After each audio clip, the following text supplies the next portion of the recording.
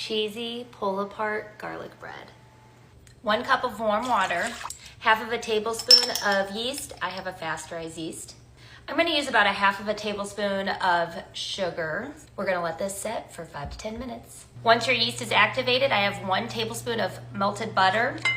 I did just about 1/4 of a teaspoon of salt. I don't wanna add too much salt since I'm using Parmesan cheese, which is already kind of salty. Next, I'm gonna use a cup of all-purpose flour. This is my 2nd cup. I'm just gonna use about half of this. Sprinkling my work surface, flipping my shaggy dough onto the work surface. I'm gonna sprinkle a little more flour with this 2nd cup.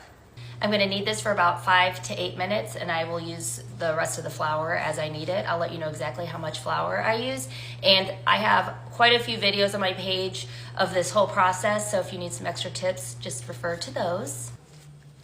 My little dough ball looks perfect. I'm gonna place this into a greased bowl with a lid and let it rise for like an hour, hour and a half. And this is how much flour I had left in that 2nd cup for reference. My dough's about ready, so now we're just gonna make the spread that we're gonna put on the dough. I'm starting with a stick of butter. I'm gonna put this into a bowl and just use a hand mixer and whip it up. This is salted butter.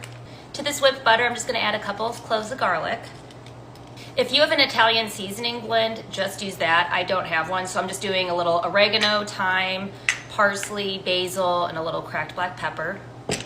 All right, we got our butter all mixed up.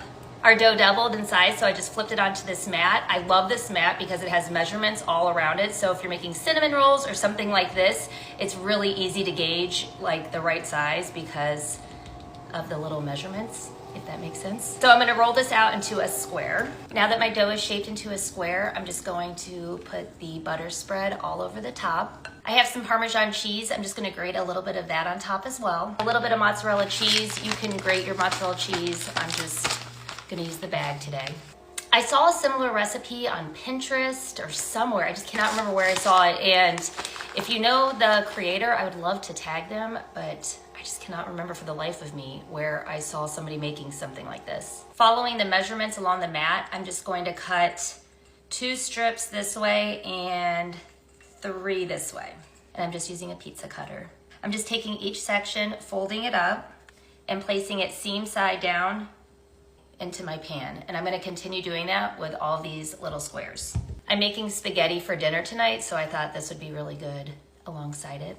Okay, they're all in there. I'm just gonna cover this with saran wrap and let it rise for about 45 minutes. It's been about 45 minutes. This has doubled again, and I'm gonna pop it in the oven at 350, and I'll let you know how long I bake it. Okay, just pulled this out.